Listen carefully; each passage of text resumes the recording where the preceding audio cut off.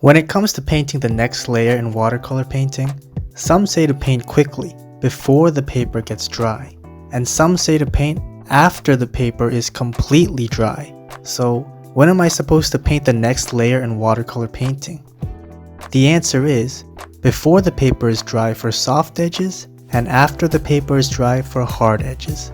We call this painting with the wet-on-wet technique for soft edges, and the wet-on-dry technique for hard edges. But are there only these two techniques in watercolor painting? Looking at the big picture, yes, but truly there are endless variables of these two techniques. Depending on how wet and how dry the brush and the paper is, you can get so many different textures. So instead of painting only two layers with the wet-on-wet layer and wet-on-dry layer, you can add more layers in between by painting at the right wetness of the paper with the right wetness of the brush to give more depth to the painting. I'll show you how with a landscape painting. First, paint a wet-on-wet layer with a wet brush and wet paper. The first layer will create the softest texture in the painting. This layer should be for the farthest background on your landscape, like clouds or a very soft textured area on the painting, like water or mist. I made the mistake on not painting dark areas on my first wet-on-wet layer because of the saying, paint the light areas first. But when there's a dark area that has to blend softly with the same consistency as the first layer, you have to paint the dark area in the first layer. If you paint once the layer dries, you won't get the same consistency and you'll get hard edges. And if you add water to try to soften those hard edges, the water will awaken the first dried layer and push the awakened paint away and create a cauliflower effect.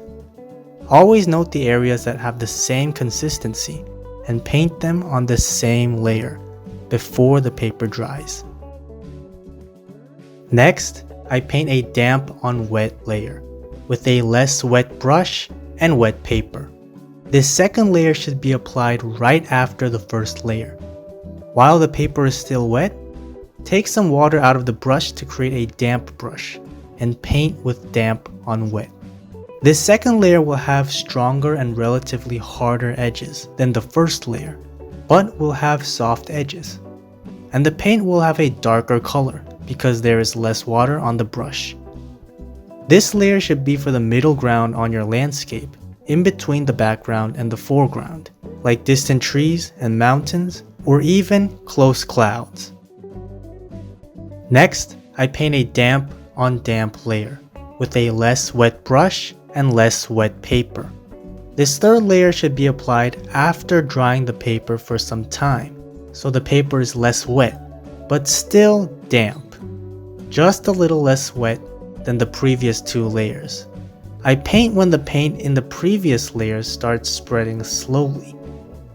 This third layer will have even harder edges, yet it will still have a soft edge, blending not as soft as the second and first layer, but having soft edges with the first and second layers. This layer should be for the middle and foreground on your landscape, like up-close trees and rocks or shadows. The first three layers are going to blend with soft edges because every layer was applied before the paper dried completely. It's just a different consistency of soft edges that are different with the first three layers. They all blend together softly, but the amount of softness will vary. For the first three layers, preparing the colors you will use before painting will be helpful to paint quickly before the paper dries up. And the key is to not wet the paper again once the paper is dry. I lastly paint wet on dry with a wet or damp brush and dry paper. This last layer should be applied after completely drying the paper.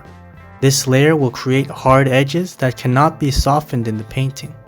This layer should be for painting hard-edged details like the texture of trees and branches, or the foreground like rocks and grass. In this landscape painting, I painted 3 layers with wet on wet and 1 layer with wet on dry. More layers give more perspective, which leads to a more realistic and convincing painting. But of course, you can paint with fewer layers for a more misty or foggy abstract watercolor painting. Experiment how long it takes to get your paper to a certain wetness to then paint another layer, and get used to how the textures of the paint turn out.